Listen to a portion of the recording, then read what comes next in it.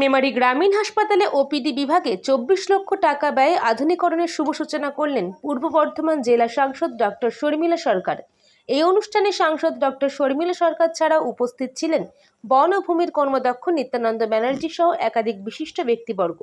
অনুষ্ঠানের শুভ সূচনা করবার পর সাংসদ সংবাদ মাধ্যমের মুখোমুখি হয়ে জানান, কিছুদিন আগে আমি মেমারি গ্রামীণ হাসপাতালে পরিদর্শনে এসেছিলাম। স্থানীয় লোকজন এই ওপিডি বিভাগের বিষয়ে আমাকে জানিয়েছিলেন। পরবর্তীতে বিষয়টি ঊর্ধ্বতন কর্তৃপক্ষকে জানানো হলে জেলা শাসকের মাধ্যমে কাজটির শুভ সূচনা হয়। আগামী 6 মাস থেকে 1 বছরের মধ্যে এই কাজটি সম্পন্ন হবে। ফলে আগামীতে এলাকার মানুষের সমস্যা রইবে না আশা করছি। শুনবো অনুষ্ঠানের উপস্থিত হয়ে আর কি জানালেন তিনি। আমি প্রায় 8-10 মাস হয়নি, 8 মাস আগে মেমারি হসপিটালে এসেছিলাম এখানে পরিদর্শনে।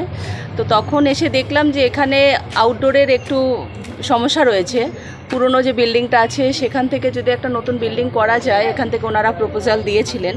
তো সেই মতো আমি সেই প্রপোজালটাকে আমি ওপরে মহলে পাঠাই এবং ডিএম অফিসে পাঠিয়ে আপলোড করে সেটা স্যাংশন হয়েছে এবং সেটা আজকে শিলান্যাস হচ্ছে। তো সেই জন্য এখানকার প্রত্যেকটা মানুষ ভীষণ খুশি এবং আমিও এই কাজটি করতে পেরে আমার ভীষণ ভালো লাগছে।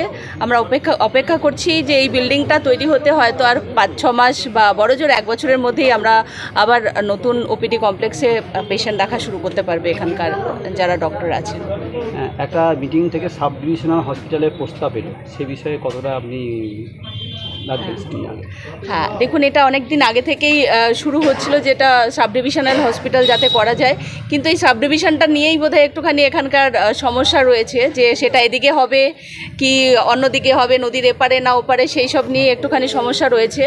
তো আমাদের দিক থেকে আমি এটুকু বলতে পারি, আমি চন্দ্রিমাদির সাথে কথা বলেছি, মন্ত্রী ম্যাডামের সঙ্গে কথা বলেছি যে যাতে আমাদের এই মেমারি হসপিটাল এবং আমাদের মহেশডাঙ্গা হসপিটাল যেটা আছে সেগুলোকে নিয়ে যাতে আর ওখানে একটা নতুন বিল্ডিং করা এবং এটাকে যাতে আপগ্রেড করা যায়, সেই হিসেবে আমি প্রায় 5-6 মাস আগে ম্যাডামের সাথে কথা বলেছিলাম। মেমারি হাসপাতালের নাম কিন্তু মেমারি গ্রামীণ হাসপাতাল হলেও মেমারি 1-2 ব্লক জামালপুর বিস্তীর্ণ অঞ্চল পান্ডুয়া থেকে অনেকে এই হাসপাতালে আছে।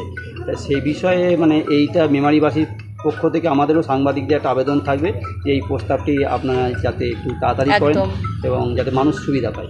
সেটাই আমার দিক থেকেও আমি চেষ্টা নিশ্চয়ই করব, কারণ আমি চেষ্টা করছি, আমি লেগেও আছি এটাকে নিয়ে। তো দেখা যাক সেটা কতদূর পর্যন্ত হয় এবং কবে এটা মানে ফলপ্রসূ হয়। নমস্কার ম্যাডাম, ভারতবর্ষের যে পাকিস্তানের সঙ্গে যুদ্ধ পরিস্থিতি তৈরি হয়েছিল, সেক্ষেত্রে সৈন্যরা যেভাবে আর্মিরা ভারতকে এটা কিনে এলো, সেক্ষেত্রে আপনি কী বলতে চান? সম্বোধন দিতে চান বা শুভেচ্ছা দিতে চান? একদমই, আমাদের আর্মিরা মানে ভীষণ ভালো কাজ করেছেন। তারা তাদের জীবন দিয়ে, জীবন বাজি রেখে কাজ করেছেন, আমাদের দেশকে রক্ষা করেছেন। সেই জন্য তাদেরকে আমার আন্তরিক শুভেচ্ছা জানাই। তারা আরও ভালো থাকুক, সুস্থ থাকুক, এটুকু আমি কামনা করি।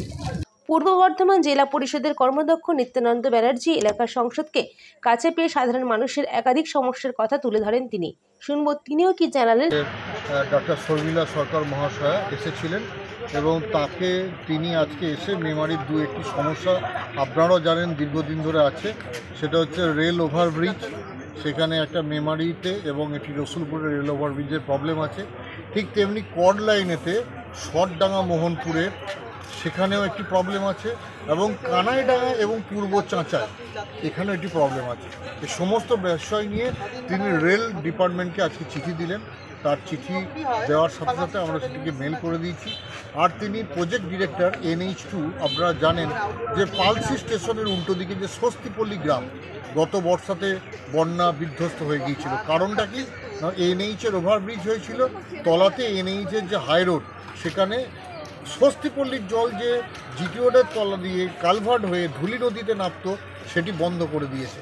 তার ফলে সেখানে যাতে আবার নতুন করে বৃষ্টি বানানো হয় এবং স্বস্তিপল্লীর জলটা যাতে ধুলি নদীতে যেতে পারে তার ব্যবস্থা করবার জন্য আজকে মাননীয় সাংসদ ডক্টর শর্মিলা সরকার মহোদয়া তিনি চিঠি করলেন। 2-3টি চিঠি যেটি হয়েছে তার মধ্যে 2টি চিঠি রেল বোর্ডকে এবং 2টি চিঠি NH2।